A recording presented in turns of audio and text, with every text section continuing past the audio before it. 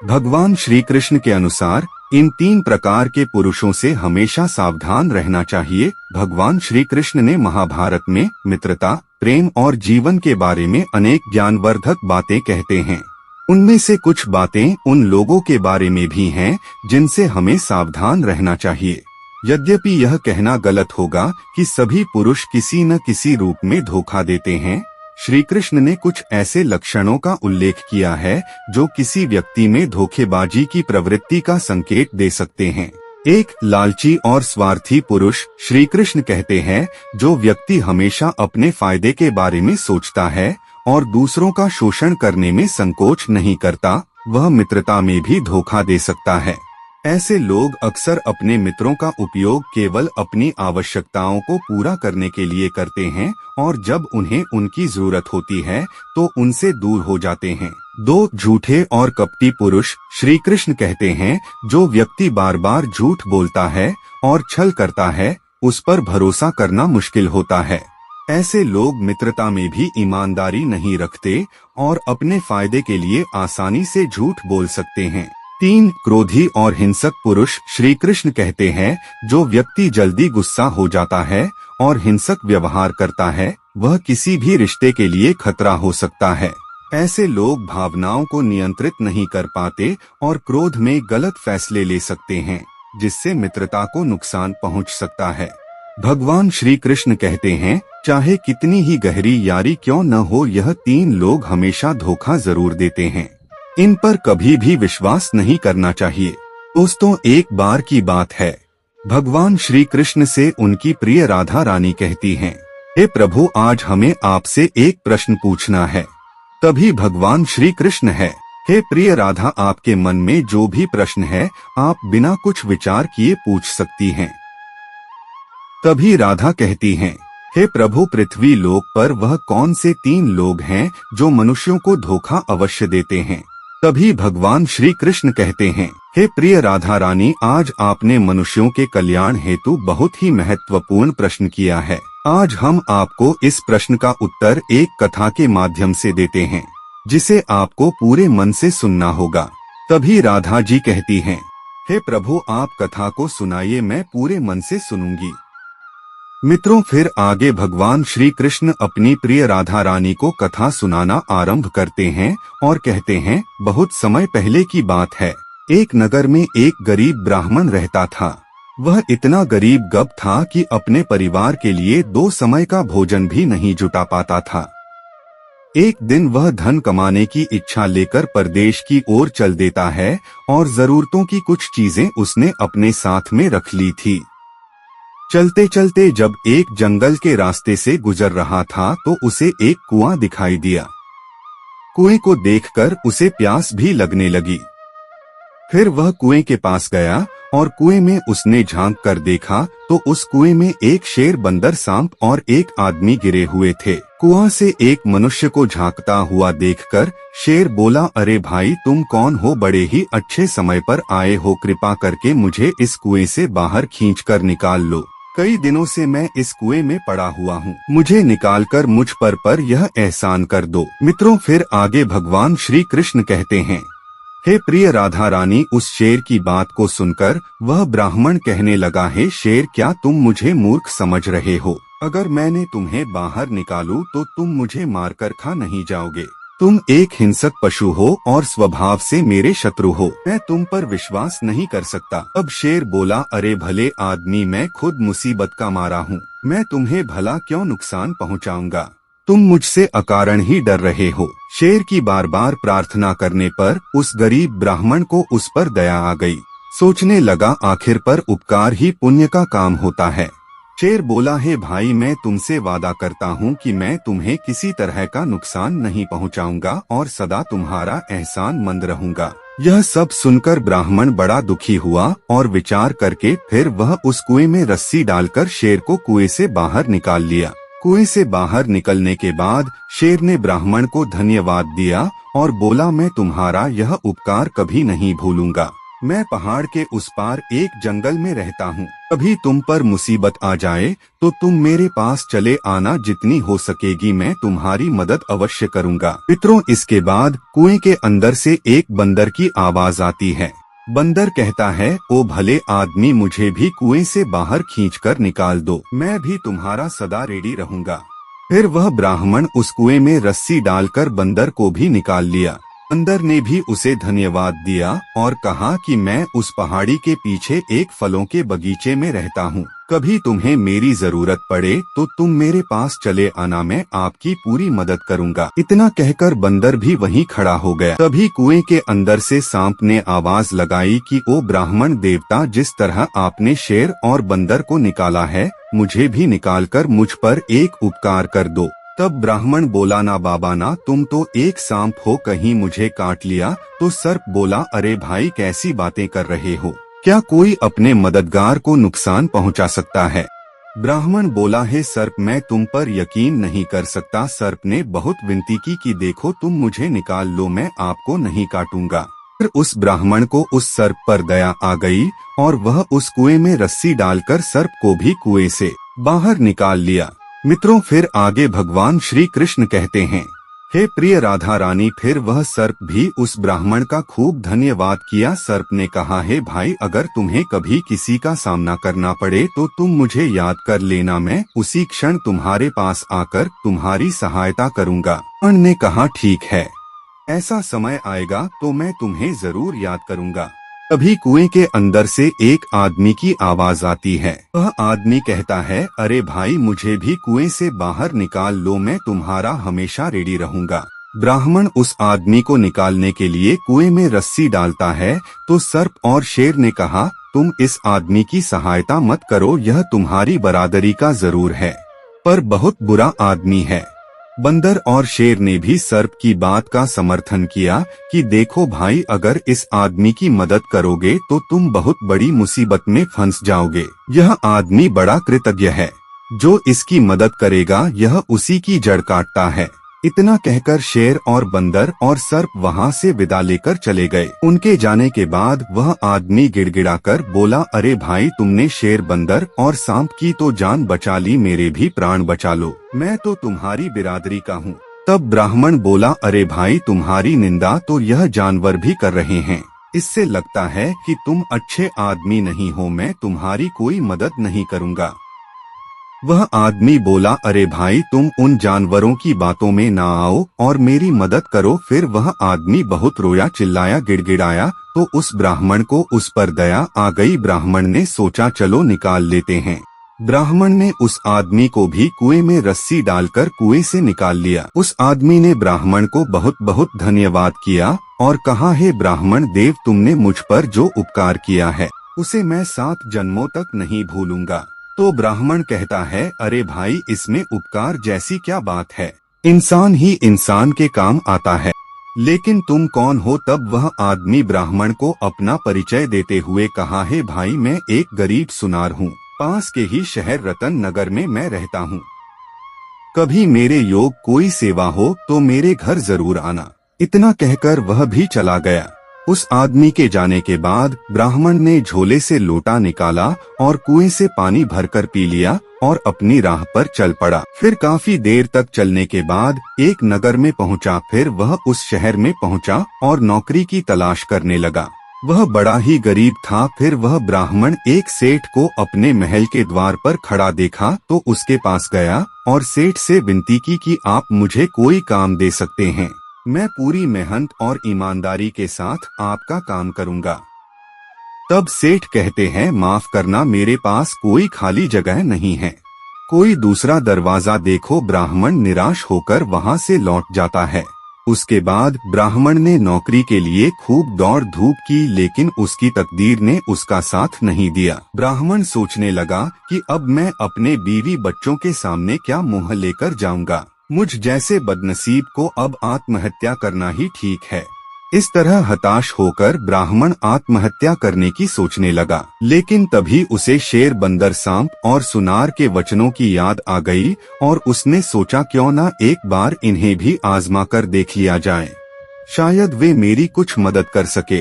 मित्रों, फिर आगे भगवान श्री कृष्ण कहते हैं, हे प्रिय राधा रानी, फिर वह ब्राह्मण आत्महत्या का विचार त्याग करके सबसे पहले बंदर के पास पहुंचा। बंदर ने दिल खोलकर उसका स्वागत किया और खूब वृक्ष से तोड़कर मीठे मीठे फल खिलाए। बंदर ने कहा, आप कभी भी मेरे घर चले आना, यहाँ हमेशा आपका स्वागत होगा। ब्राह्मण ने बंदर से कहा, हे बंदर भाई, मैं बन के राजा शेर से मिलना चाहता हूँ, क्या तुम मुझे उसका पता बता सकते हो?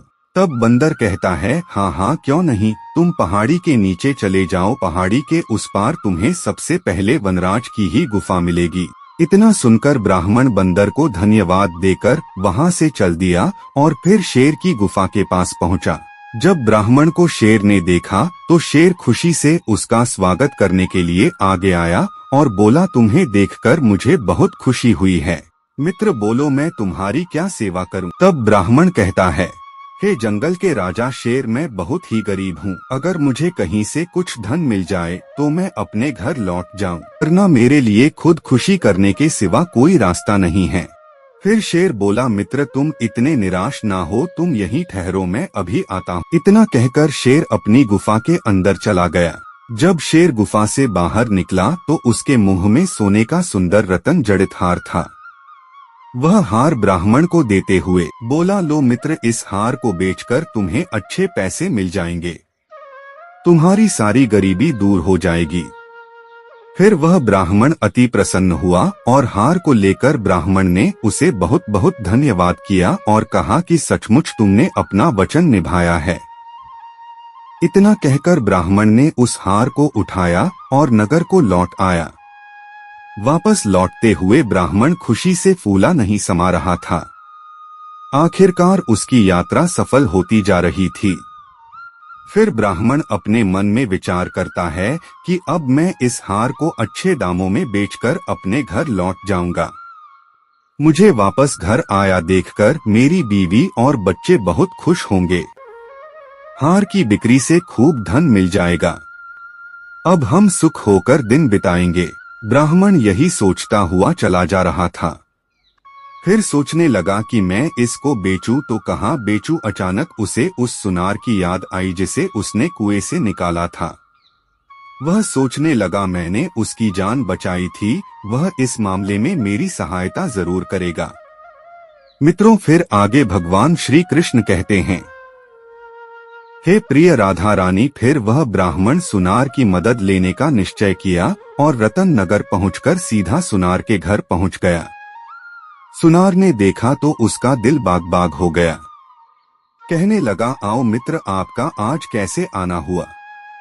वह आदमी जवाब दिया कि मैं तुम्हारे पास एक जरूरी काम से आया हूँ। सुनार कहता है, हाँ मित्र कहिए, मैं तुम्हारे किस काम आ सकता हूँ? तो ब्राह्मण बोला, हे भाई, मेरे पास एक हार है, मैं चाहता हूँ तुम उसे अच्छे दामों में बिकवा दो। इतना कहकर ब्राह्मण ने अपनी जेब से हार निकालकर उस सुनार के हाथ में थमा दिया। हार देखकर वह सुनार सोचने लगा, यह हार इस ब्राह्मण के पास कहाँ से आया? यह हार तो उस राजकुमारी का है जो शिकार पर जाने के बाद आज तक वापस नहीं लौटी है, और यह हार मैंने ही राजकुमार को बनाकर दिया था। सुनार सोचने लगा कि राजा ने इस बात की घोषणा कर रखी है कि जो कोई मेरे पुत्र की पत्नी राजकुमारी का पता बताएगा तो मैं उसे बहुत सारा इनाम दूंगा। सुनार के मन में राजा द्वारा घोषित इनाम का लोभ जाग उठा और वह अपमान जताता हुआ बोला, हे मित्र, मैं तुम्हारी सहायता अवश्य करूंगा, लेकिन इस बारे में मैं किसी अच्छे जहरी से राय लेना उचित समझता हूँ ताकि तुम्हें अच्छे पैसे मिल सके। इतना कहकर सुनार ने वह हार लेकर अपनी जेब में रख लिया। फिर बाहर जाने के लिए तैयार होने लगा और उससे कहा कि तुम कुछ देर यहीं ठहर कर आराम करो, मैं तब तक जोहरी से मिलकर आता हूँ। ब्राह्मण बोला, ठीक है मित्र, मैं यही बैठता हूँ। फिर सुनार अपनी पत्नी को बुलाकर बोला कि तुम ब्राह्मण देवता की मेहमान नवाजी करो, इन्हें भोजन बनाकर खिलाओ, जरा मैं बाहर होकर आता हूँ। इतना कहकर सुनार घर से चला गया और सीधा राज दरबार में पहुँचा। राजा को दरबार में बैठा देखकर राजा को वह प्रणाम करते हुए बोला, है महाराज, मैं आपसे एक विशेष काम से मिलने आया हूँ। फिर राजा बोला, बोलिए सुनार, आप किस काम से आए हैं? तब सुनार राजा को हार सौंपते हुए बोला, यह वही हार है जिसे आपकी बहू के लिए स्वयं मैंने अपने हाथों से बनाया था। एक आदमी इसे बेचने की नियत से मेरे पास आया है। महाराज, मैं उस आदमी को अपने घर पर बिठाकर आया हूँ। हार को देखते ही राजा पहचान गया कि जरूर वही मेरे बेटे और बहू का हत्यारा होगा। राजा क्रोध में आग बबूला हो गया। कहने लगा, कौन है वह शैतान जिसने मेरे बेटे और बहू की हत्या कर उसका यह हार चुराया है? तब सुनार कहता है कि महाराज, वह एक गरीब ब्राह्मण है। वह अभी मेरे घर पर ही बैठा है। राजा ने गुस्से से पागल होते हुए सेनापति को आदेश दिया कि सुनार के घर जाकर उस आदमी को तुरंत पकड़ कर लाओ। मित्रों, फिर आगे भगवान श्री कृष्ण कथा को सुनाते हुए कहते हैं, हे प्रिय राधा रानी, सेनापति ने तुरंत कुछ सैनिक ले जाकर सुनार के घर से उस ब्राह्मण को पकड़ लिया और राजा के दरबार में लेकर आ गए। राजा बोला, यह दरिंदा हमारे बेटे और बहू का कातिल है। इसे तुरंत कारावास में डाल दिया जाए। राजा के सिपाहियों ने ब्राह्मण को ले जाकर कारावास में डाल दिया। जब सैनिक जाने लगे तो ब्राह्मण कातर स्वर में बोला, आखिर मुझे राजकुमार और राजकुमारी का कातिल क्यों ठहराया जा रहा है? मैं तो निर्दोष हूँ। तब सिपाही लोग बोले, अगर तुमने राजकुमार और राजकुमारी की हत्या नहीं की है तो राजकुमारी का हार तुम्हारे पास कैसे आया? जिस सुनार को तुम हार बेचना चाहते हो, वह हार उसी सुनार ने राजकुमार के पत्नी को बनाकर दिया था। इस समय तुम पकड़ में आ गए हो, अब तुम नहीं बच सकते। कुछ दिन बाद राजा तुम्हें फांसी की सजा देंगे। इतना कहकर सैनिक वहां से चले गए। फिर सैनिकों के जाने के बाद ब्राह्मण सोचने लगा कि सुनार ने तो मुझे बहुत बड़ी मुश्किल में फंसा दिया है। अब मैं क्या करूं? इस नगर में तो मेरा कोई मददगार भी नहीं है। हे प्रभु, मेरी रक्षा करना। अगर मुझे फांसी हो गई तो मेरे बीवी बच्चों का क्या होगा? तभी अचानक ब्राह्मण को उस सांप की बात याद आ गई। अगले ही पल उसने सांप को याद किया। सांप उसके सामने प्रकट हो गया और कहने लगा, अरे मित्र, तुमने मुझे कैसे याद किया है? ब्राह्मण बोला, हे सर्प भाई, मैं बहुत बड़ी मुसीबत में फंस गया हूँ। राजा ने मुझे जबरदस्ती जेल में डाल दिया है और एक ऐसे अपराध की सजा सुना दी है जो मैंने नहीं किया है। तब सांप कहता है, ऐसा क्यों? तब ब्राह्मण ने शेर से हार प्राप्त करने से लेकर गिरफ्तार होने तक सारा किस्सा उस सर्प को सुना दिया और बोला, हे मित्र, अब तुम मुझे बचा लो। तुमने मुझसे कहा था कि मुसीबत के समय तुम मेरे काम आओगे। अब तो मेरी जान पर मुसीबत आई है। मेरे लिए इससे बड़ी मुसीबत और क्या होगी? तब सर्प कहता है, हे मित्र, मैंने तुमसे पहले ही कहा था कि उस कृतज्ञ आदमी की सहायता मत करो, वह तुम्हारे लिए मुसीबत बन सकता है। मित्रों, फिर आगे भगवान श्री कृष्ण कहते हैं, हे प्रिय राधा रानी, जो धन का लालची हो, पूर्व का बैरी हो, अनेक स्त्री पुरुषों में मन लगाने वाला हो, चाहे स्त्री हो या पुरुष हो, इनसे चाहे कितनी ही गहरी यारी हो, यह तीन लोग हमेशा धोखा देते हैं। इन पर कभी भी जीवन में मनुष्यों को विश्वास नहीं करना चाहिए। फिर वह सर्प बोला, यदि तुमने मुझे याद किया है तो मैं तुम्हारी सहायता अवश्य करूंगा। मुझे एक उपाय सूझा है। मैं चुपके से महारानी के कमरे में जाकर उन्हें डस लूंगा। मेरे जहर से महारानी बेहोश हो जाएंगी। फिर चाहे कोई कितना ही प्रयत्न कर ले, किंतु महारानी होश में नहीं आएगी। मेरे जहर का असर तब तक रहेगा जब तक तुम अपने हाथ से उसके मस्तक को नहीं छूओगे। तुम जैसे ही महारानी का माथा छूओगे, वह होश में आकर उठकर बैठ जाएगी और राजा खुश होकर तुम्हें छोड़ देगा। राजा अपनी रानी से बहुत प्यार करता है, तो वह महारानी को जिंदा करने के लिए वह कुछ भी कर सकता है। मित्रों, फिर सांप जेल की कोठरी से निकलकर रानी के कक्ष में पहुंच गया। तब सर्प ने देखा रानी बेड पर सो रही है। फिर सर्प भी पेड़ पर चढ़ गया और उसने रानी को डस लिया। रानी तुरंत उठ बैठी और चिल्ला पड़ी। सांप खिड़की के रास्ते से उन्हें डस कर चला गया। इधर महारानी चीखती हुई कक्ष में बेहोश होकर गिर पड़ी। राजा के सारे नौकर चाकर, सेवक सेविका महारानी को बेड पर गिरता हुआ देखकर भाग खड़े हुए। रानी ने बता दिया कि मुझे सांप ने काट लिया है। फिर तुरंत राजा को सूचित किया गया कि रानी को एक जहरीले सांप ने डस लिया है और महारानी बेहोश हो गई है। जल्दी उनके उपचार की व्यवस्था कीजिए। राजा ने तुरंत एक सेवक को बुलाकर राजवैद्य को बुलवाया। फिर राजा और वैद्य महारानी के कक्ष में आ गए और राजा वैद्य से कहा, हे वैद्य राज, मेरी रानी को बचा लीजिए। इसे किसी सर्प ने डस लिया है। यदि मेरी रानी को कुछ हुआ तो मैं जीवित नहीं रहूंगा। मित्रों, वैद्यराज ने रानी का निरीक्षण किया। वैद्यराज ने रानी को कई तरह की औषधियां दी, लेकिन उनकी बेहोशी नहीं टूटी। तब वैद्यराज ने निराश होकर कहा, महारानी जी का उपचार अब मुझसे संभव नहीं हो सकेगा। महाराज, जिस सांप ने इन्हें डसा है वह बहुत ही जहरीला है। मेरी कोई औषधि काम नहीं कर रही है। फिर वैद्यराज ने राजा को दिलासा देते हुए कहा, निराश मत होइए, अभी वक्त है। आप किसी अन्य वैद्य हकीम को बुलवा लो, शायद उनके पास ऐसी कोई दवा हो जिससे रानी ठीक हो जाए। फिर तुरंत ही राजा ने मंत्री को आदेश दिया है, महामंत्री फौरन यह ऐलान करवा दो, जो भी महारानी का उपचार कर उन्हें ठीक करेगा उसे मुंह मांगा इनाम दिया जाएगा। राजा ने तुरंत पूरे राज्य में घोषणा करवा दी। राजा के आदेश का ऐलान होते ही कई वैद्य हकीम आए। महारानी को तरह तरह की औषधियां दी गई, लेकिन कोई लाभ नहीं हुआ। महारानी की बेहोशी वैसी की वैसी ही बनी रही और सभी तरह तरह की औषधियां देकर हार चुके थे। फिर राजा से कहने लगे हैं, राजन, अब तो भगवान ही महारानी को बचा सकता है। हकीम का निराशापूर्ण उत्तर सुनकर राजा का दिल टूट गया। वे मन ही मन सोचने लगा है, भगवान, महारानी पर यह कैसी आपदा आ गई है। मित्रों, फिर आगे भगवान श्री कृष्ण कहते हैं, हे प्रिय राधा रानी, उस जेल की कोठरी में कैद ब्राह्मण ने राजा का ऐलान सुना तो उसने पहरेदार से कहा, मुझे महाराज के पास ले चलो, मैं महारानी को ठीक कर सकता हूँ।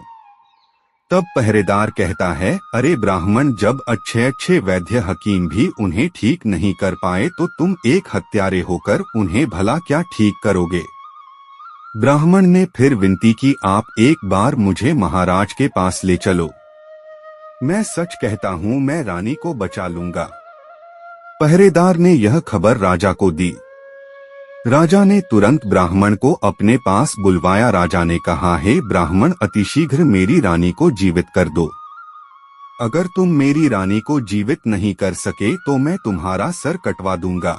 ब्राह्मण ने कहा, हाँ, मुझे मंजूर है। महाराज, फिर ब्राह्मण के विश्वास दिलाने पर राजा ने ब्राह्मण को महारानी के कक्ष में पहुंचा दिया।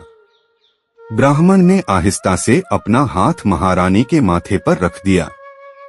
महारानी तुरंत ही बिस्तर पर से उठकर बैठ गई। उनके बदन का पीलापन गायब हो गया। चेहरा पहले की तरह दमकने लगा। वह चकित स्वर में बोली, महाराज। तब राजा ने कहा, महारानी, आप इस ब्राह्मण की कृपा से जीवित हुई है। फिर महाराज ने रानी के जीवित होने की खुशी में ब्राह्मण को क्षमा कर दिया और उससे उसकी असलियत पूछी। तब ब्राह्मण ने सारी बात स्पष्ट रूप से बता दी। राजा ने ब्राह्मण को खूब धन और पुरस्कार देकर अपने महल से विदा कर दिया और उस सुनार को बुलवाकर उसे जेल में डलवा दिया गया। मित्रों, फिर आगे भगवान श्री कृष्ण कहते हैं, हे प्रिय राधा रानी, इसीलिए जो भी मनुष्य धन का अत्यंत लालची हो तथा पूर्व का बैरी हो और स्त्री पुरुषों में आसक्ति रखता हो, इन तीन लोगों पर मनुष्य को कभी भी विश्वास नहीं करना चाहिए। यह जीवन में कभी भी धोखा दे सकते हैं। मित्रों, इस प्रकार से भगवान श्री कृष्ण ने देवी राधा को बताया, चाहे कितनी ही गहरी यारी हो, इन तीन लोगों के ऊपर कभी भी आंख बंद करके विश्वास नहीं करना चाहिए। धन्यवाद।